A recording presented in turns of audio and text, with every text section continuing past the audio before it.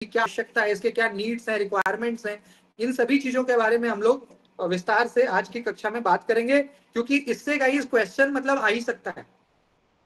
मतलब ब्रह्मा जी भी अगर चाहेंगे कि सैंपलिंग से क्वेश्चन ना आए रिसर्च में तो नहीं होगा।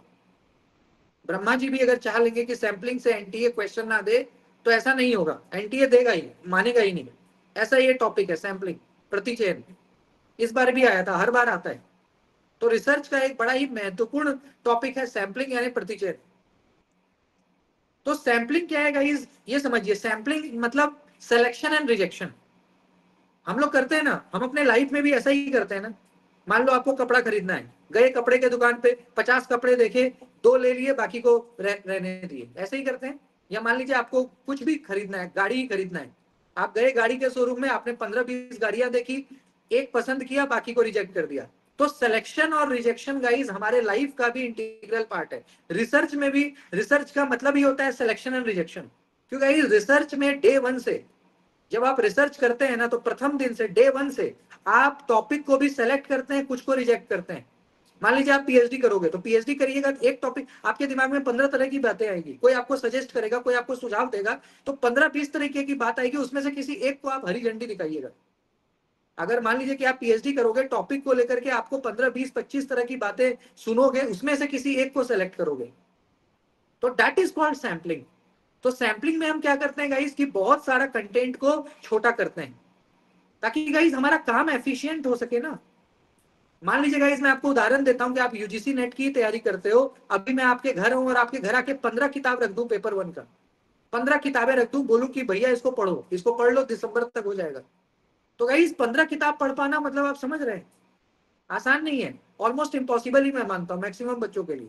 15-15 बुक 500-500 पेज का पढ़ना, उसका notes banana is not easy at all, उतना फोकस नहीं है किसी में। बट गाइस उसके जगह अगर मैं आपको एक किताब दे दूं और बोलूं कि इसी को आप भगवत गीता, कुरान और बाइबल मान करके इसको मतलब इतना बार पढ़िए कि मतलब पागल हो जाइए।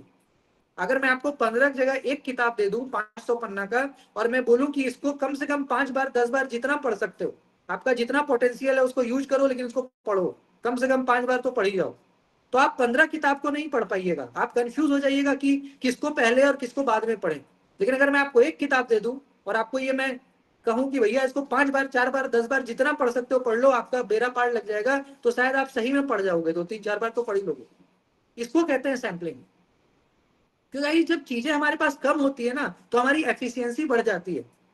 जब चीजें बहुत होंगी, जैसे दिल्ली में कई लोग कपड़ा खरीदने के लिए सरोजनी मार्केट जाते हैं, आप में से कई लोग दिल्ली के हैं, और दिल्ली के नहीं भी है, दिल्ली आइएगा सरोजनी मार्केट, हालांकि मैं कभी गया नहीं, लेकिन ऐसा सुना है कि जो बॉलीवुड में कपड़ा हीरोइन या हीरो लोग पहनते हैं, जो एक्टर एक्ट्रेस, वो कपड़ा का आपको जो मतलब कि उसका जो क्या कहते हैं स्पेसिमेन टाइप का, वो आपको मिलेगा सरोजनी मार्केट में। मतलब जो कपड़ा 10-10 हजार का आपको 500 रुपए में मिल जाएगा। तो बहुत भीड़ रहती है। या पालिका बाजार है, अब ऐसे मार्केट में आप जाइएगा तो आपको जहां जहां देखिएगा कपड़ा ही नजर आएगा। अगर आप पालिका बाजार चले जाइए, सरोजनी बाजार चले जाइए, ऐसा 2-3 मार्केट है दिल्ली में कि आप जहां तक आपकी नजर जाएगी ना, आपको सिर्फ कपड़ा ही नजर आएगा। और ऐसा वैसा नहीं, एक से एक, मतलब ऐसा कपड़ा जो रणवीर कपूर पहनता है, जो सलमान खान पहनता है, जो ऐश्वर्या राय पहनती है, जो अनुष्का शर्मा, इस तरह का आपको मतलब हाई ब्रांडेड और मतलब ट्रेंडिंग क्लोथ्स आपको देख के लगेगा अरे यार ये तो बड़ा मतलब नए तरह का। चलो उसको लेते हैं, दाम पूछने जाइएगा, आपको लगेगा कि 5,000 का है, पता लग रहा है 400 का है, आपको लगेगा चलो भाई ले लेते हैं। तो अब क्या है इसकी, मैं इसलिए कह रहा हूं कि इस तरह के बाजार में जाते हैं तो हम एक बहुत कंफ्यूज हो जाते हैं, क्योंकि इतना सारा कपड़ा।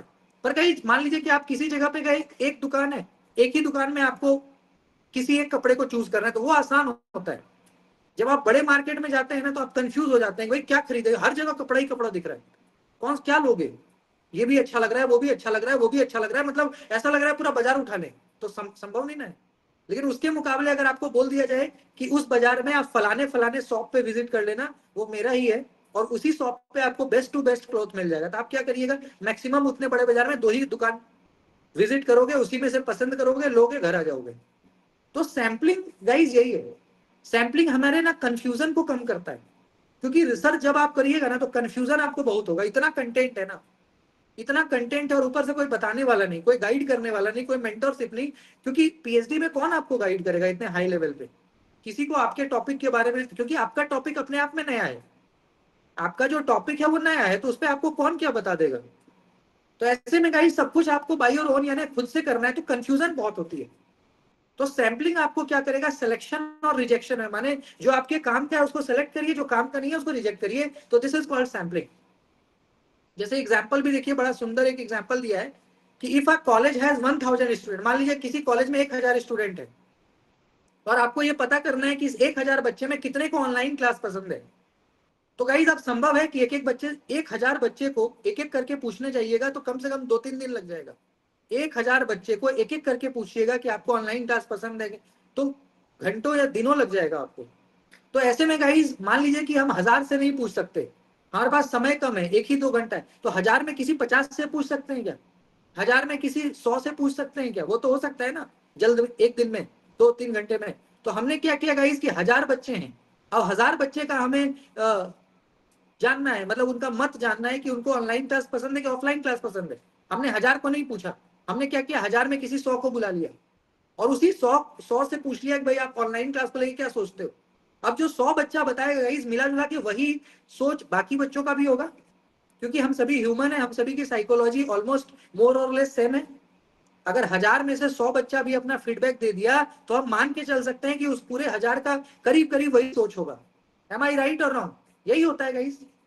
इस क्लास में मान लीजिए कि मैंने सबसे बात नहीं की, लेकिन कोई 15-20 बच्चे से बात कर ली, 15-20 स्टूडेंट ने मुझे अगर अपना फीडबैक दिया, तो मैं मान लूंगा कि पूरे क्लास का फीडबैक करीब करीब वही होगा, वही, क्योंकि हम सभी लोग एक जैसे हैं ना, वी ऑल आर अलाइक, एक जैसे हैं हम लोग।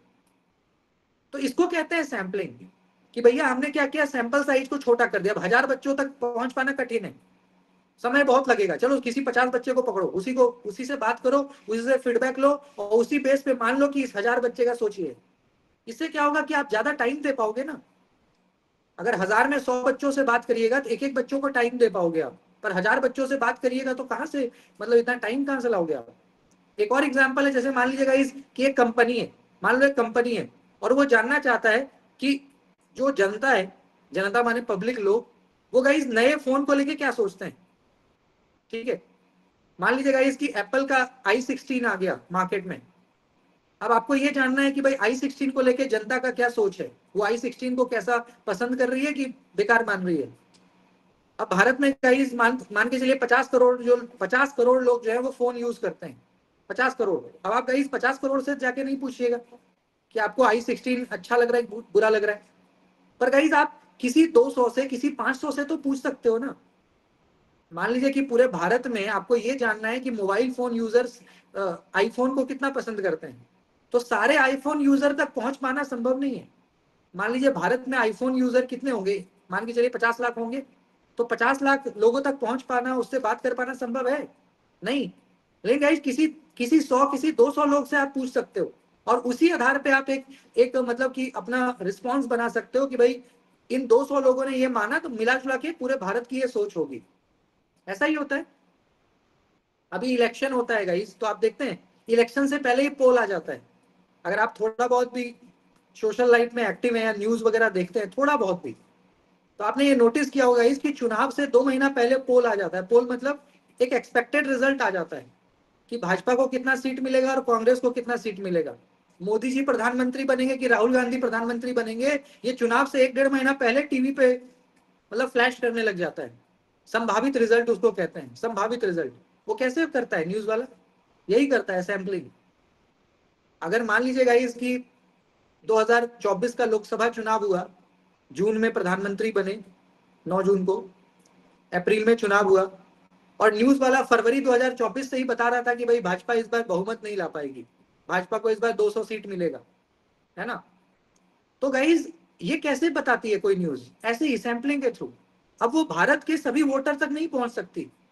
भारत में कम से कम 70 करोड़ 80 करोड़ वोटर होंगे जो मतदान करते हैं, 60-70 करोड़, तो सब तक नहीं पहुंच पाएगी वो। लेकिन वो क्या करती है, भारत के किसी 5000 लोगों को चुन लेती है।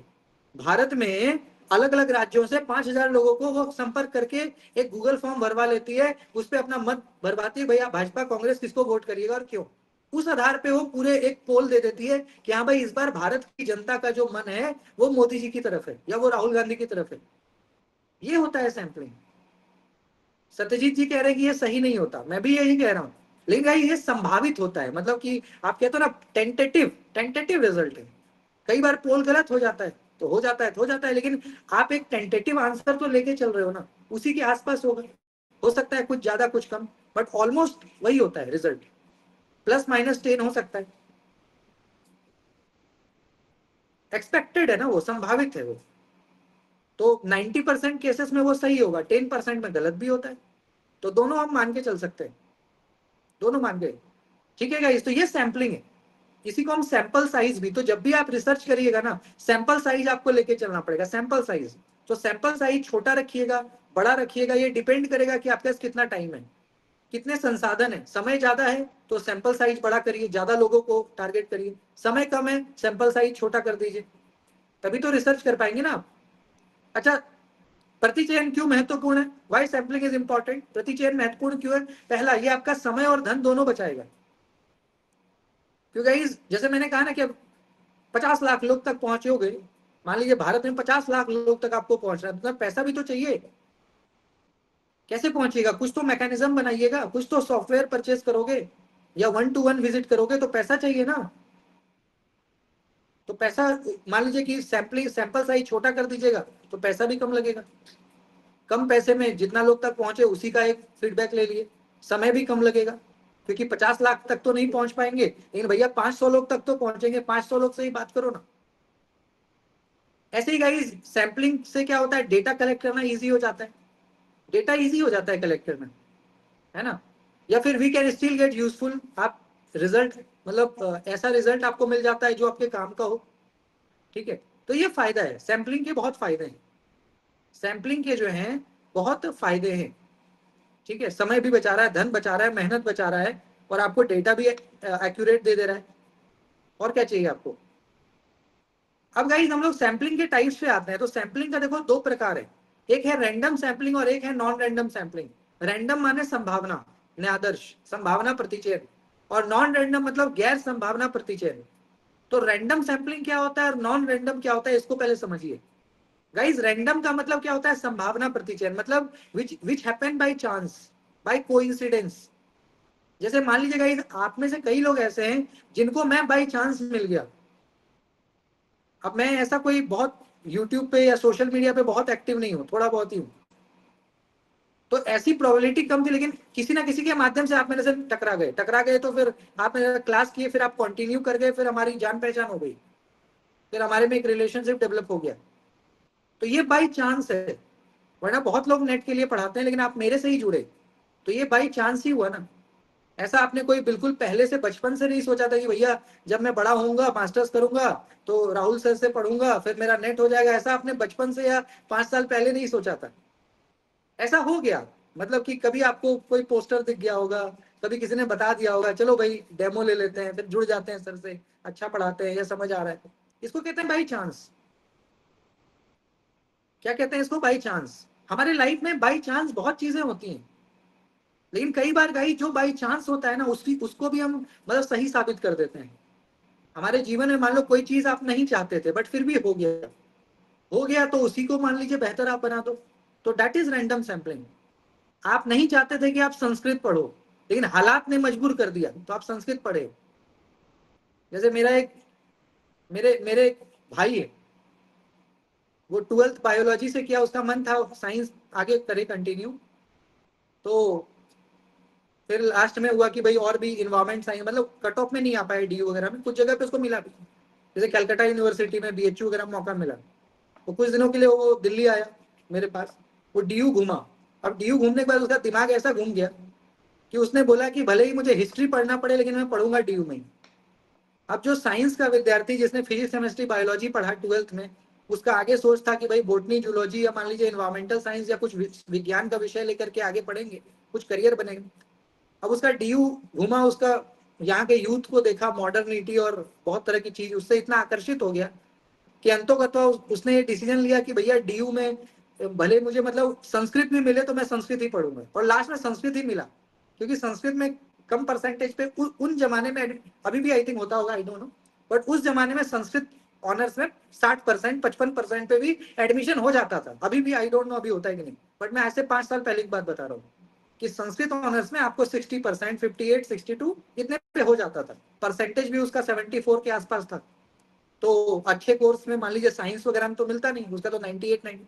तो उसने लास्ट में संस्कृत में लड़ाई झगड़ा करके कि मुझे डीयू में रहना है, डीयू के माहौल में, तो उसने संस्कृत पढ़ा। इसको कहते हैं बाई चांस। बहरहाल फिर उसने संस्कृत से मास्टर्स करके फिर वो विदेश वगैरह भी चला गया, समय उसका साथ हुआ, तो बहुत सारी चीजें पॉजिटिव हुई। लेकिन बाई चांस हमारे लाइफ में कई बार कुछ चीजें बाई चांस होती हैं, हम नहीं चाहते थे ऐसा। मैं अब आप ये मत सोचिएगा मैं संस्कृत को, मैंने एक एग्जाम्पल दिया क्योंकि मैं खुद एक ऐसे फैमिली से हूँ जहाँ मेरे पापा भी संस्कृत के प्रोफेसर है। मेरे पापा संस्कृत के प्रोफेसर हैं, मेरे चाचा जी भी संस्कृत, मतलब मेरा पूरा परिवार ही संस्कृत का है मुझे छोड़ के। तो आप ऐसा मत सोचिएगा क्योंकि इस क्लास में संस्कृत वाले बहुत लोग हैं, अब वो ये सोचने लगेंगे सर कहीं संस्कृत को उपहास तो नहीं कर रहे। भाई सर संस्कृत का उतनी मेरी हैसियत नहीं है, संस्कृत तो देववाणी है ना, और मैं तो खैर पारिवारिक रूप से उस संस्कृत से जुड़ा हुआ हूँ, उसी का मैंने नमक रोटी खाया है। तो मैं ऐसा नहीं, मैं एक एग्जाम्पल दे रहा हूँ कि ऐसा उसके साथ हुआ बाई चांस। वो चाहता नहीं था लेकिन उसको लगा कि यार मुझे डीयू में ही पढ़ना है, यहाँ की जो मतलब ग्लैमर कहते हैं ना, जो ग्लैमरस लाइफ है डीयू का, कैंपस का, तो उसको लगा कि कहते उसने संस्कृत ही ले लिया। ठीक है, तो इसको कहते हैं गाइस बाई चांस। तो कई बार हमारे साथ रिसर्च में ये चीजें होती है ना, रिसर्च में तो ये चीजें बहुत होती हैं।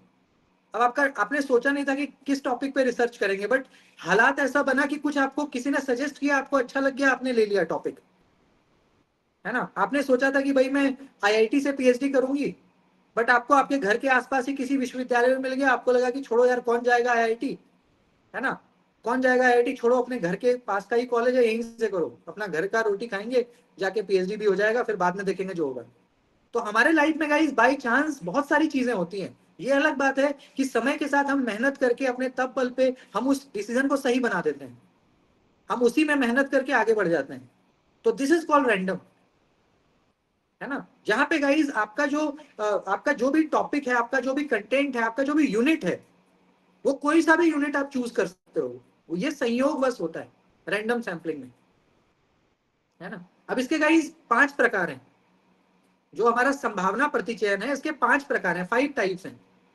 अब क्योंकि सारे रैंडम के ही प्रकार हैं तो सब में कुछ ना कुछ सिमिलैरिटी है, सब में कुछ ना कुछ समानताएं हैं, लेकिन कुछ ना कुछ डिफरेंसेस भी है, तो उसको समझना है कि क्या डिफरेंस है पांचों में। पहला है guys simple random sampling, Hindi में क्या कहते हैं, सरल सरल प्रतिचयन, सिंपल।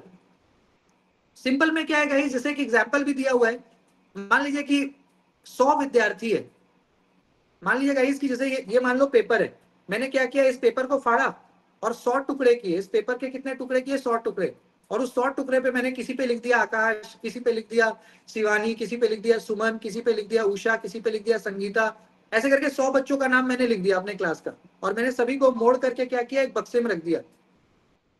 और मैंने कहा, समझ रहे बात को, मैंने क्या किया कि इस पेपर को 100 छोटे छोटे भाग में काटा, बांट, और उस पे हर एक पर्चे पे किसी का नाम लिख दिया, 100 बच्चे हैं, 100 का नाम लिख दिया, और मैंने उस 100 पर्ची को एक बक्से में डाल दिया। और मैंने मान लीजिए कि आकाश जी को बोला कि आकाश आप रैंडमली एक पर्ची उठाओ, जिसका पर्ची उठ गया उसको मैं अपने तरफ से 50,000 का स्कॉलरशिप दूंगा 2025-26 सत्र के लिए, कि वो इस पैसे से रिसर्च करे।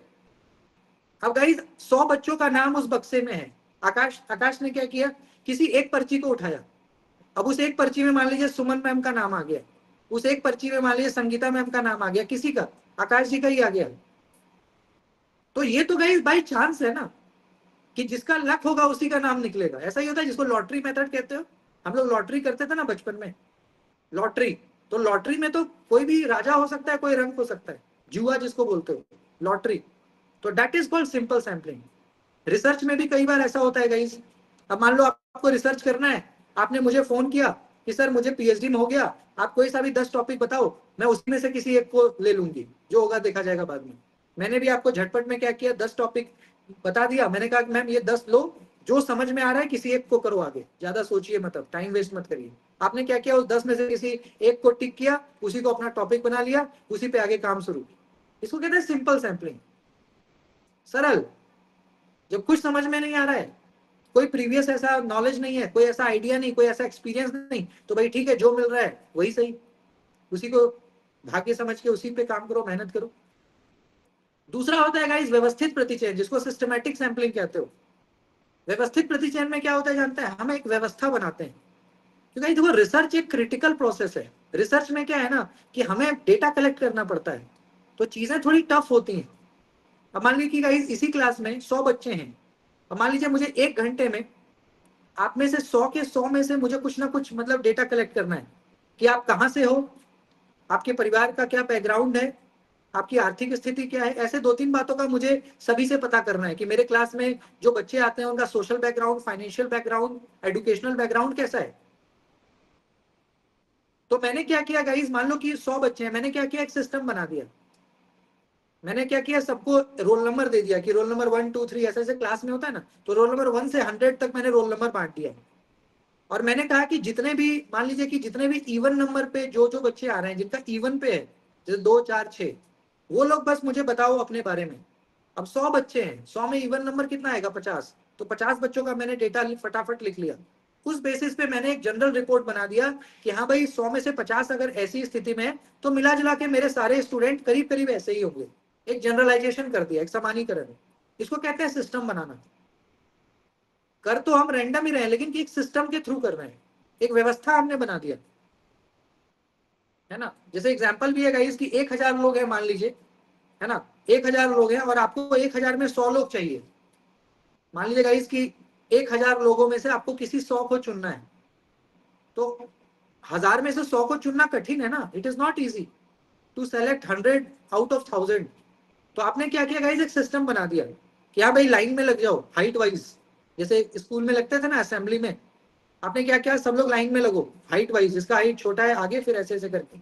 और आपने कहा कि हर 10वां बच्चा बाहर आ जाओ, यानी जो पहले खड़ा है वो, फिर 10वां, फिर 20वां, 30वां, 40वां, ऐसे करते करते आपने 1000 में से 100 बच्चों को चूज कर लिया एक सिस्टम के थ्रू। समय भी कम लगा, आपका काम भी हो गया। सिस्टम है ये, एक सिस्टम आपने बना दिया। अदरवाइज उस 1000 की भीड़ में किसको आप सेलेक्ट करते, 1000 मान लो एकदम बिल्कुल भीड़ में है, तो उस भीड़ में से 100 लोगों को चूज करना तो कठिन है ना। लेकिन एक सिस्टम बना दीजिएगा तो उस सिस्टम में खुद लोग निकल के आ जाएंगे। तो व्यवस्था बनाने की बात है, तो टफ चीज भी आसान हो जाता है व्यवस्था के बनाइएगा तो। ऐसे ही तीसरा है गाइस स्ट्रैटिफाइड। स्ट्रैटिफाइड माने स्तरीकृत। इस तरह जहां पे गाइस हम अपने प्रॉब्लम को सॉल्व करने के लिए ना कुछ स्तर में बांट देते हैं।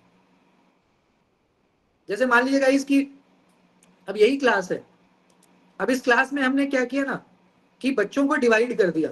अब 100 बच्चे हैं, अब 100 स्टूडेंट है, मेरे को 100 बच्चों पे रिसर्च करना है। या मान लीजिए 1000 बच्चे हैं, 1000 पे मेरे को रिसर्च करना है, तो 1000 बच्चों पे रिसर्च करना इज डिफिकल्ट। कितने बच्चों से मैं एक एक करके बात करूंगा, महीनों लग जाएगा, 6 महीना लग जाएगा, तब जाके डेटा कलेक्ट होगा।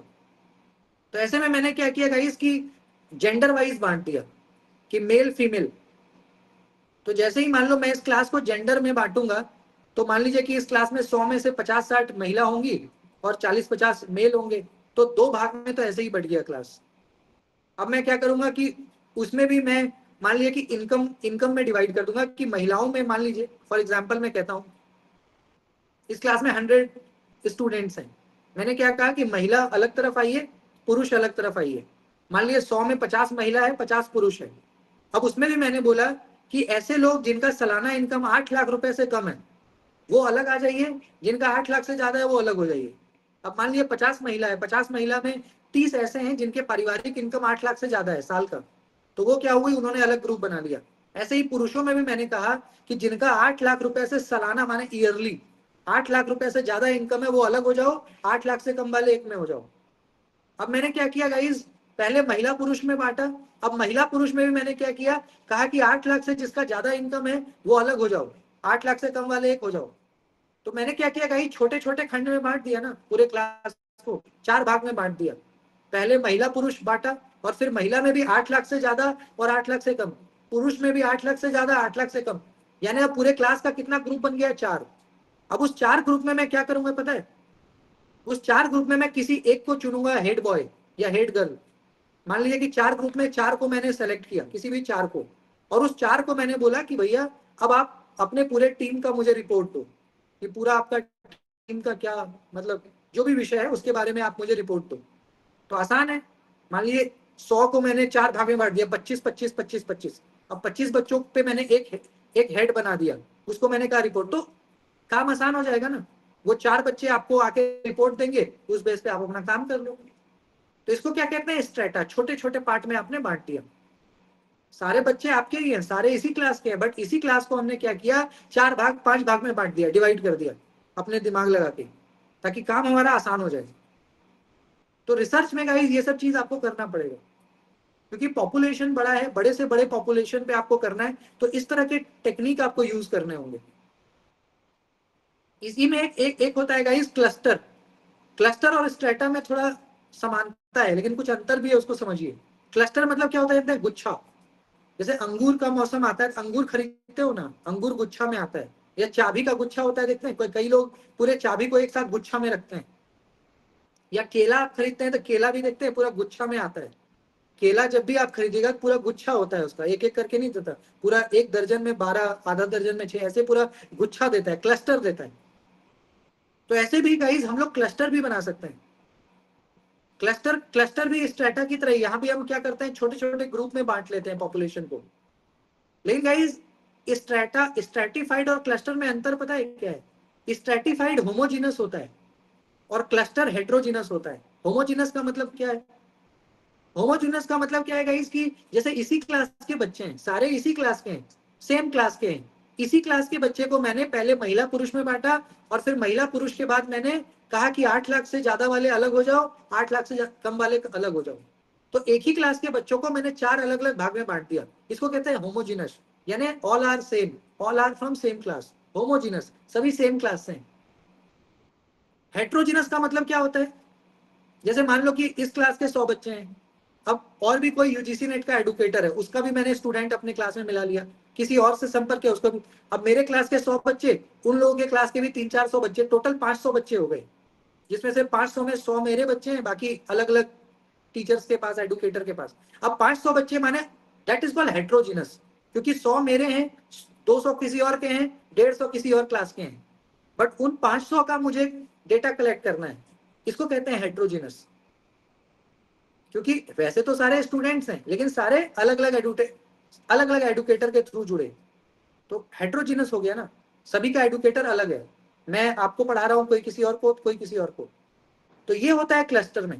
क्लस्टर में गाइस हम पॉपुलेशन को बांटते हैं। इससे एग्जांपल देखिए, एक एग्जांपल यहाँ पे दिया हुआ है गुच्छ प्रतिचयन का, है ना। नीला मैम क्या हो गया? Neela ma'am what happened, please mute your mic. तो सर गलती से हो गया था। मुझे लगा आपको भूख लग गई है, कई लोग भूख लगने पे माइक अनम्यूट कर देते हैं। तो क्लस्टर सैंपलिंग का मतलब ये है कि जैसे मान लीजिए एक उदाहरण आपको देता हूँ। मान लीजिए गाइस कि आप मध्य प्रदेश के सागर में रहते हैं। कहाँ रहते हैं? मध्य प्रदेश के सागर में। सागर एक जगह है, मध्य प्रदेश का एक जिला है। अब मान लीजिए गाइस कि सागर जिले में, सागर डिस्ट्रिक्ट में 10 स्कूल है। कितने स्कूल हैं? 10 स्कूल हैं। और आपको उन 10 में से किसी 3 स्कूल को सेलेक्ट करना है रैंडमली, सडनली। सागर में मान लीजिए 10 स्कूल है, बड़े स्कूल 10, उस 10 में से किसी 3 स्कूल को चूज करो, ठीक है। और उस 10 स्कूल में से किसी 3 स्कूल को चूज करके उन 3 स्कूल के बच्चों पे जो है ना रिपोर्ट बनाओ, कि उन बच्चों का इकोनॉमिक स्टेटस क्या है, उन बच्चों का फैमिली बैकग्राउंड क्या है, उन बच्चों का आगे का क्या ड्रीम है, क्या करना चाहते हैं, कितने एम्बिशियस हैं। समझ रहे हैं बात को? तो गाइज हमने क्या किया कि एक शहर में 10 स्कूल है, तो 10 स्कूल माने हेट्रोजीनस, अलग अलग स्कूल हो गया ना। अगर एक ही स्कूल पे हम रिसर्च करते हैं तो स्ट्रेटिफाइड होता है इस तरीके से, लेकिन यहाँ पे 10 स्कूल है, 10 में से हमने किसी 3 स्कूल को चुना और उस 3 पे फिर हमने अपना रिसर्च किया, तो दिस इज कॉल्ड हेट्रोजीनस, क्योंकि स्कूल अलग अलग है, अलग स्कूल माने अलग अलग बच्चे, तो उस पर फिर हमें करना है। तो ये होता है क्लस्टर। जब गाइज आपका सैंपल साइज बड़ा होगा ना, तो क्लस्टर सैंपलिंग फिर हम करते हैं, कि हमने क्या किया, छोटे छोटे क्लस्टर में बांट लिए, ठीक है। मिला जुला के दोनों का जो मतलब दोनों को जो करने का तरीका है सेम है, बस अंतर ये है कि जो स्तरीकृत प्रतिचयन है, स्ट्रेटिफाइड सैंपलिंग है, वो हम होमोजीनस पॉपुलेशन पे करते हैं। होमोजीनस मतलब किसी एक स्कूल, किसी एक परिवार, किसी एक गांव। लेकिन क्लस्टर में क्या होगा, जब गांव एक से ज्यादा है, 2 गांव 3 गांव, स्कूल एक से ज्यादा है, 2 स्कूल 3 स्कूल 5 स्कूल, है ना। या शहर पे है, शहर एक से ज्यादा है, 10 शहर, तो हेट्रोजीनस पॉपुलेशन की स्थिति में क्लस्टर बनाओगे। कि आपने 10 स्कूल पे तो जा पाना संभव नहीं है, लेकिन 10 में से किसी 3 स्कूल पे तो जा सकते हैं ना, और उस 3 स्कूल पे जाके फिर आप करिए काम। उस 3 स्कूल में किसी 5-10 बच्चों को बुला करके फॉर्म भरवाओ, इससे बात करो तो पता लग जाएगा सब बात, क्या दिक्कत है। तो क्लस्टर सैंपलिंग इसी का एक टाइप है guys, multi stage sampling. Multi stage का मतलब क्या होता है? बहुस्तरीकृत प्रतिचयन, हिंदी में क्या कहते हैं? बहुस्तरीकृत। बहु मतलब जहां पे गाइस आप कई जगह पे फिल्टर करते हो। जैसे मान लो जो एग्जाम होता है गाइस, जब आप गवर्नमेंट जॉब में बैठते हैं तो देखते हैं पहले प्री होता है, फिर मेंस होता है, फिर इंटरव्यू होता है, फिर डॉक्यूमेंट वेरिफिकेशन होता है, फिर आपको पोस्टिंग अलॉटमेंट होता है, पोस्टिंग होता है। फिर माने 5 फेज होता है, तब जाके आपको एक जॉब मिलता है। 5 फेज होता है, तो that is called multi stage. मान लीजिए गाइस कि भारत सरकार को एक साल में 1000 आईएएस चाहिए, 1000 ब्यूरोक्रेट आईएएस जो देश को चलाएंगे, प्रशासनिक व्यवस्था को। अब एग्जाम में कम से कम 15 लाख बच्चे बैठेंगे, 15 लाख। 15 लाख में कितने को चुनना है? 1000 को। 15 लाख बच्चे अगर आईएएस के एग्जाम में बैठेंगे, 1000 का चयन होगा। तो एक एग्जाम से थोड़ी ना होता है चयन, पहले प्री होता है, प्री एग्जाम। उस 15 लाख में से मुश्किल से 1 लाख को चुना जाता है प्री में, फिर वो बच्चे मेंस में बैठते हैं, फिर मेंस होता है दूसरा एग्जाम। मेंस में 1 लाख में मुश्किल से 20,000 बच्चे चुने जाते हैं, फिर 20,000 बच्चा इंटरव्यू जाता है, इंटरव्यू में 20,000 में 5,000 बच्चा चुना जाता है, फिर इंटरव्यू के बाद डॉक्यूमेंट वेरिफिकेशन होता है, उसमें 5,000 में 1,000 बच्चा बचता है, उसी 1,000 को जॉब मिलता है, बाकी को बैक टू पवेलियन होम। तो गाइस सिलेक्शन तो हमें करना है किसी एक पोस्ट के लिए, लेकिन उसके लिए हमने कितने बार फिल्टर लगा दिया? 4-4 बार। यानी एक बच्चे को 4-4 बार एग्जाम में बैठना पड़ रहा है, 4 बार, तब जाके उसका जॉब हो रहा है। तो this is called multi stage. ये रिसर्च में भी हम करते हैं। अपने अपने रिसर्च को जस्टिफाई करने के लिए, अपने फाइंडिंग को कि भाई हमारा जो फाइंडिंग है वो बिल्कुल ठीक है, ऐसा करने के लिए हम लोग 3 बार 4 बार अपने आप को मतलब वेरीफाई करते हैं कि भाई मेरा ठीक तो है रिजल्ट, कोई दिक्कत तो नहीं। ठीक है, तो ये चीज है गाइस। अब जैसे कोई मान लो कि रिजल्ट आपको मिला, तो उस रिजल्ट को आपने पहले मेरे से डिस्कस किया, मैंने उस पर कुछ अपना रिएक्शन आपको दिया, फिर भी आपका मन नहीं माना तो आपने किसी और एक्सपर्ट से डिस्कस किया, फिर उसने कुछ बताया, फिर किसी तीसरे के पास, ऐसा जाके 10-10 एक्सपर्ट को आपने अपना रिजल्ट मैच कराया, तब जाके आप एक कंक्लूजन पे पहुंचे कि हाँ भाई मेरा ये ठीक है। तो मल्टी स्टेज, जहां पे गाइस अपने रिजल्ट को वेरीफाई करने के लिए, सत्यापित करने के लिए आप मल्टीपल स्टेजेस पे जा रहे हो, ताकि कोई उस पर गलती ना पकड़ पाए। ठीक है, तो ये गाइस सारे क्या है? रैंडम सैंपलिंग है। सारे के सारे होते तो रैंडम ही है, लेकिन हमने एक ऐसी व्यवस्था बना दी कि हमारा रिसर्च आसान हो जाए। हमने एक ऐसी व्यवस्था बना दी कि हमारा रिसर्च क्या हो जाए? आसान हो जाए। तो उसके लिए ये 5 आपके पास मतलब मेथड्स हैं, 5 टाइप्स हैं। अब डिपेंड करता है कि आपको कौन सूट करेगा। आपको जो सूट करेगा आप उस पर काम कर सकते हैं, चाहे सिंपल सैंपलिंग हो, सरल प्रतिचयन, चाहे सिस्टमैटिक सैंपलिंग हो, व्यवस्थित प्रतिचयन, चाहे स्ट्रेटिफाइड सैंपलिंग हो, स्तरीकृत प्रतिचयन, या क्लस्टर सैंपलिंग हो, गुच्छ प्रतिचयन, या मल्टी स्टेज हो, बहुस्तरीकृत प्रतिचयन। ये 5 आपके पास तरीके हैं, जो आपको अच्छा लगे आप उस पर काम कर सकते हो रिसर्च के अंदर। अब दूसरा गाइस बहुत आसान है, जो सैंपलिंग का दूसरा टाइप है, जो दूसरा भाई है सैंपलिंग का, या दूसरा बेटा जो है सैंपलिंग के 2 बेटे, रैंडम नॉन रैंडम। तो रैंडम मैंने बता दिया, संभावना प्रतिचयन, उसके 5 प्रकार। अब नॉन रैंडम जो दूसरा बेटा, उसको नॉन रैंडम का नाम क्या है? गैर संभावना। गैर संभावना मतलब समझते हैं, जहां पहले से सब डिसाइडेड है। आप किसी इंटरव्यू में गए, कोट पैंट, बिल्कुल परफ्यूम लगा के, जावेद हबीब में बाल वाल बिल्कुल सेट करा के, भैया इंटरव्यू में जाएंगे, दो वैकेंसी है, मेरा तो हो ही जाएगा इस बार, तैयारी भी अच्छी है और अपना अपने पर्सनालिटी पे भी ठीक ठाक खर्च कर। जब गए इंटरव्यू देने, रिजल्ट आया, इंटरव्यू भी अच्छा गया, रिजल्ट आया तो पता लगा कि आपका हुआ ही नहीं। फिर आपने गहराई में पता लगाया तो पता लगा कि इंटरव्यू में जो पैनल बैठा था उसी का कोई रिलेटिव भी उस इंटरव्यू में आया था, तो उसका पहले से डन था। ऐसा होता है, भारत में तो बहुत होता है, हमारे देश में तो ऐसा बहुत होता है। जान पहचान परिचय परिवार ये चलता है बहुत, भाई भतीजा। तो इसको कहते हैं नॉन रैंडम। इसको क्या कहते हैं? नॉन रैंडम, जहां पे गाइस पहले से आप प्लान्ड हो, पहले से आप डिसाइडेड हो भाई मुझे क्या करना है। रैंडम यहाँ कुछ भी नहीं है, यहाँ बाई चांस कुछ भी नहीं है। जो हो रहा है आपके सोच के अकॉर्डिंग हो रहा है, आपके प्लान के अकॉर्डिंग हो रहा है, आपकी योजना के अकॉर्डिंग हो रहा है, तो नॉन रैंडम। हम में से कई लोग रिसर्च करते हैं सोच समझ के कि हाँ भैया मुझे ये काम करना है, मेरे को इससे फायदा है। कई लोग पीएचडी में अपने टॉपिक ऐसा चूज करते हैं कि वो, जैसे मान लीजिए गाइस कि हमारे देश के ऐसे बड़े बड़े लोग हैं, कुछ बड़े बड़े प्रोफेसर हैं या कोई बड़े ऐसा लेखक है जिसका हाथ अगर आपके सर पे आ जाए तो आप शिक्षा जगत के अमिताभ बच्चन बन जाओगे। जैसे मान लीजिए कि जेएनयू के कोई वीसी हैं, डीयू के कोई बड़े प्रोफेसर हैं, आईआईटी दिल्ली के वो बड़े लेखक भी हैं। अब आपको लगा कि यार इस व्यक्ति के करीब मुझे जाना है, अगर ये व्यक्ति मेरे ऊपर हाथ रख दे तो मैं शिक्षा जगत का मतलब बन सकता हूँ, एक मेरी पहचान हो जाएगी।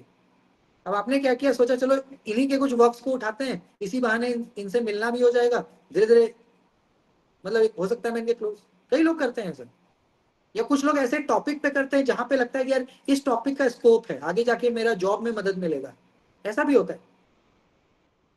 अगर आप कई बार सोचेंगे तो कई बार कई लोग ऐसे टॉपिक पे पीएचडी करते हैं जो देखते हैं भाई इसका आने वाले समय में ट्रेंड है, तो मैं अगर इस टॉपिक पे पीएचडी करूंगी या करूंगा तो आने वाले समय में क्या है, मुझे मौका मिलेगा, क्योंकि ये ट्रेंडिंग टॉपिक है, आने वाले समय में इसकी जरूरत है। तो पहले से आपने डिसाइड कर लिया, कोई बताने वाला है, किसी ने आपको कान में फूंक दिया, कान में पहले ही फूंक दिया कि भैया इस टॉपिक पे करना, आगे स्कोप मिलेगा, है ना। तो नॉन रैंडम का मतलब है गाइस गैर संभावना न्यायादर्श, जहां पे चीजें ऑलमोस्ट डिसाइडेड होती हैं, बस आप उसको क्या करते हो, समय के साथ करते चले जाते हो। ठीक है, इसके इसके कुछ प्रकार हैं। जैसे पहला, सुविधात्मक प्रतिचयन। इंग्लिश में क्या लिखा हुआ है, कॉन्वीनियंस सैम्पलिंग। हिंदी में क्या बोलते हैं, सुविधात्मक। सुविधा का मतलब समझते हैं कि आपकी सुविधा जिसमें है, आपकी सुविधा जिसमें है। जैसे मान लीजिएगा, मैं एक एग्जांपल देता हूं कि मुझे मेरे कॉलेज में ये बोला गया है कि आप भारत के किसी भी 100 स्टूडेंट्स का ना डेटा कलेक्ट करो कि उनको क्या करना पसंद है अपने जीवन में, उनको कैसा लाइफ चाहिए, वो अमीर रहना चाहते हैं, गरीब रहना चाहते हैं, वो कौन सी गाड़ी लेना चाहते हैं, क्या सपना देखते हैं। ऐसे किसी भी 100 किसी भी यूथ का आप एक अच्छा रिपोर्ट बनाओ उनका गूगल फॉर्म के थ्रू, या उनका फीडबैक लो और सबमिट करो। मेरे लिए गाइज ये बहुत आसान है कि मेरे क्लास में 100 स्टूडेंट हर दिन आते हैं, मैं क्या करूं, आप ही को कह दूं कि भैया मैं आपको एक गूगल फॉर्म भेज रहा हूं और आज का समय है, 5 क्वेश्चन है, सब लोग फिल करिए, मुझे भेजिए। मेरे लिए बहुत आसान है, मैं क्लास में बोलूंगा, आप लोग भर के मुझे भेज दीजिएगा, मैं जाके सबमिट कर दूंगा। लेकिन अगर मुझे कहा जाए कि आप मतलब कि किसी अननोन जगह पे किसी 100 लोग को पकड़िए, अब मेरे 100 लोगों से संपर्क नहीं है, तो मैं कितना टाइम लग जाएगा। तो कॉन्वीनियंस का मतलब क्या है, सुविधा। अब मुझे अगर मान लीजिए कि किसी 100 बच्चों का सैंपल कलेक्ट करना है, तो मेरे पास खुद के 100 स्टूडेंट है, मैं क्यों ना इन्हीं से कर लूं, मेरे लिए आसान होगा ना, मुझे कहीं जाना भी नहीं पड़ेगा, मेरा पैसा भी खर्च नहीं होगा, ऊर्जा भी नहीं लगेगी, बस आपको एक बार बोलना है कि हाँ भाई ये गूगल फॉर्म भेज रहा हूँ, उसमें 5 क्वेश्चन है, जल्दी से टिक करो और भेजो, 5 मिनट के अंदर आप लोग तुरंत भेज दोगे, मैं अपना काम कर लूंगा।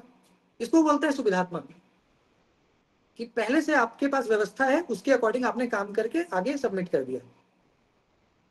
तो कॉन्वीनियंस, जैसे मान लीजिएगा इसकी आपको रिसर्च करना है और आपके नोन में कोई ऐसा बंदा है, मान लीजिए कि आप मुझे जानते हो और मैं मान लीजिए कि वर्ल्ड लिटरेचर का एक्सपर्ट हूँ। सपोज करिए कि आप मुझे जानते हो और आपको पता है कि राहुल सर जो हैं वो वर्ल्ड लिटरेचर के एक्सपर्ट हैं, डायस्पोरा का भी ठीक ठाक ज्ञान रखते हैं, है ना, और माइग्रेशन पे भी ठीक बात कर लेते हैं। तो क्यों ना मैं इसी टॉपिक पे काम करती हूँ कि सर तो अपने ही हैं, कोई दिक्कत भी नहीं होगी, मेरे फाइल पे साइन भी होता चला जाएगा, कहीं फंसूंगी भी नहीं, चलो सर को ही पकड़ती हूँ, इन्हीं के टॉपिक पे कुछ इसी से मिलता जुलता। इसको कहते हैं कॉन्वीनियंस। सुविधा आपने देखा, आपने देख लिया कि भाई मेरा सुविधा इसी में है, मैं ज्यादा उलझना नहीं है, मुझे अपना काम करके निकलना है, तो कॉन्वीनियंस। ठीक है। दूसरा है गाइस जजमेंटल और पर्पसिव। पर्पसिव मतलब क्या होता है गाइस, कि उद्देश्यपूर्ण प्रतिचयन, जहां आपका कोई उद्देश्य है, पहले से आपने एक उद्देश्य, पर्पस है आपका रिसर्च करने का। ठीक है। तो गाइस पर्पसिव सैंपलिंग में क्या होता है ना, कि हमारा एक पर्पस होता है ना, हमारा एक क्या है, पर्पस है, उस पर्पस को कंप्लीट करना है तो आप कर रहे हो। जैसे एक एग्जांपल दिया हुआ है कि मान लीजिए कोई शोधार्थी है जो एक्सपर्ट डॉक्टर पे, जो डॉक्टर्स मतलब जो एक्सपर्ट डॉक्टर है उसको सेलेक्ट करना चाहता है, बट उसमें भी वो चाहता है कि जो एक्सपीरियंस डॉक्टर है ना, डॉक्टर तो बहुत सारे हैं जो हमारा इलाज करते हैं, बट उसमें भी जो एक्सपीरियंस अनुभवी डॉक्टर है उस पर वो काम करना चाहता है। तो दिस इज कॉल्ड पर्पसिव, कि आपका एक पर्पस है ना। तो पर्पसिव सैंपलिंग, जहां पे आप अपने पर्पस को, जैसे मान लीजिए कि आपको लगता है कि यार मुझे ना पॉलिटिक्स में जाना है, सपोज करो, आप ये सोचते हो कि यार भविष्य में ना मुझे राजनीति करनी है, तो आपने सोचा कि यार क्यों ना मैं पॉलिटिक्स पे ही पीएचडी करती हूँ, कुछ ऐसा टॉपिक लेती हूँ या लेता हूँ जिसमें ना मैं नेताओं के करीब जा सकूं, या कुछ ऐसे टॉपिक पे काम करूं जिससे मैं लीडर्स के करीब, उनके साथ काम करना, उनके साथ डेटा कलेक्ट करना, इससे क्या है कि आगे मुझे पॉलिटिक्स में फायदा होगा। तो पर्पसिव, आपका पहले से एक पर्पस है, उसी को आधार बना के आपने क्या किया, रिसर्च किया। तो पर्पसिव, उद्देश्य, अपने उद्देश्य को पूरा करना। एक होता है गाइस कोटा सैंपलिंग। कोटा मतलब क्या है? कोटा सैंपलिंग क्या है गाइस? जब आपका रिसर्च बहुत, मतलब आपका सैंपल बड़ा है। कई बार क्या होता है ना कि हम ऐसे टॉपिक पे रिसर्च करते हैं जहां पे पॉपुलेशन बहुत बड़ा है, उतने लोगों पे, मतलब हजारों लोगों पे रिसर्च करना है। तो ऐसे में क्या करना है, क्या करते हैं हम, कोटा। कोटा माने डिवीजन। जैसे मान लीजिएगा इस भारत में 150 करोड़ लोग रहते हैं, जिसमें 70-80 करोड़ तो नौजवान है जिनको जॉब, तो सरकार ने क्या किया, कोटा बांट दिया। SC ST OBC PWD woman quota, ऐसे 7-8 कोटा बांट दिए। अब इतने बड़े पॉपुलेशन में जो शेड्यूल कास्ट का है उसके लिए अलग रिजर्वेशन है, जो शेड्यूल ट्राइब है उसके लिए अलग रिजर्वेशन है, OBC है अलग रिजर्व। इससे क्या होता है, भारत की हर एक जनता को लगता है कि यार सरकार हमारी चिंता करती है, ये देश हमारा है, हमारे लिए भी इस देश में अधिकार है। समझ रहे हैं? तो ऐसे में सिविल वॉर क्या होता है, हमारे यहाँ नहीं होता, क्योंकि हर एक जाति के लोगों को लगता है मेरा तो है रिजर्वेशन, हमारे लिए तो जॉब रखा हुआ है, हमारा तो 8% रिजर्वेशन है, किसी का 27% है, किसी का 10% है, तो हम सभी को लगता है यार हमारा भी देश पे अधिकार है, हमारे लिए भी जॉब आरक्षित है, तो होगा हमारा। तो इसको सरकार ने क्या किया, कोटा बांट दिया, पूरे पॉपुलेशन को 4-5 पार्ट में डिवाइड कर दिया, ताकि देश में किसी भी प्रकार का सिविल युद्ध ना हो कि आपस में ही लोग लड़के मर जाएं कि भाई हमें अधिकार दो तो हमें दो, इससे अच्छा है कि भैया सब अपना अपना ले लो। तो this is called quota sampling. ऐसे ही गाइज हम अपने रिसर्च में भी क्या कर सकते हैं, मल्टीपल डिवीजन कर सकते हैं। जब मान लो हमारा टॉपिक ऐसा है जिसपे बहुत टाइम टेकिंग है, टाइम कंज्यूमिंग है, और आबादी बहुत बड़ी है, तो ऐसे में हम क्या कर सकते हैं, मान लो 10,000 लोगों पे हमें रिसर्च करना है, 10,000 को हम क्या कर सकते हैं, छोटे छोटे पार्ट में बांट सकते हैं। ठीक है, तो इसको कहते हैं कोटा सैंपलिंग। जैसे एग्जाम्पल भी दिया हुआ है कि मान लीजिए आपको 40 पुरुष और 60 महिला चाहिए किसी सर्वे के लिए। आपको एक सर्वे करना है, किसी भी प्रकार का सर्वेक्षण, उस सर्वेक्षण के लिए आपको 40 पुरुष और 60 महिला चाहिए। आपने क्या किया, आपने रैंडम किसी को भी पकड़ा, एक पुरुष और एक महिला, रैंडम किसी को भी पकड़ा, और उससे आपने एक पुरुष को पकड़ा, उससे अपनी बातें कर ली, एक महिला को पकड़ा, उससे बातें कर ली, और अपना रिपोर्ट बना दिया। इसको कहते हैं कोटा, कि आपने क्या किया, कोटा बांट दिया। तो हम क्या करते हैं, अपने सैंपल को डिवाइड कर लेते हैं 2 पार्ट 3 पार्ट में, ताकि हमारा काम आसान हो जाए। और लास्ट है गाइस बहुत interesting, snowball sampling. Snowball sampling, snowball का मतलब समझते हैं, बहुत मजेदार है ये। स्नोबॉल का मतलब क्या है गाइस, नेटवर्किंग। एक वर्ड है ना हमारा इंग्लिश में नेटवर्किंग, जो आज के टाइम पे बहुत रेलिवेंट है, कि आपका नेटवर्क कितना बड़ा है, सोशल नेटवर्क। तो स्नोबॉल सैंपलिंग में क्या है गाइस, जहां पे हम ना अपना एक नेटवर्क बनाते हैं। जैसे मान लो गाइस कि आप मेरे से मिले, मैंने आपको क्या किया, हमारे क्लास के सभी बच्चों से इंट्रोड्यूस करा दिया, तो एक दिन में आप क्या हो गए, मतलब 100 अलग अलग लोगों से आपका परिचय हो गया। आप जब मेरे क्लास में जुड़े, मैंने क्या किया, आपको सबसे इंट्रोड्यूस करा दिया था, आप एक ही दिन आए और आपको क्या हुआ, 100 लोगों से परिचय हो गया। अब इन 100 में से कोई एक व्यक्ति आपको ऐसा मिल गया जिसका बहुत बड़ा सोशल सर्कल है, आपको उसने क्या किया, आपको अपने ग्रुप में जोड़ लिया। आप उसके ग्रुप में जुड़े तो आपको और हजारों लोगों से दोस्ती हो गई। फिर उस 1000 में से कोई एक आपका अपना बन गया, उसने फिर किसी और ग्रुप में आपको जोड़ दिया। ऐसा करते करते आप लाखों लोगों के संपर्क में आ गए। ऐसा होता है, अगर हम चाहें तो हम अपने सोशल नेटवर्किंग को बड़ा करते हैं समय के साथ, ताकि हमें कल को कोई जरूरत पड़े तो कोई मदद करे, करते हैं। स्नोबॉल सैंपलिंग वही है। जब आप रिसर्च करते हो गाइस, तो रिसर्च करने का मतलब क्या है, कि आप अपने नेटवर्क को भी साथ के साथ, रिसर्च नेटवर्क का मतलब ये नहीं कि किसी बदमाश के साथ दोस्ती आप कर रहे हो,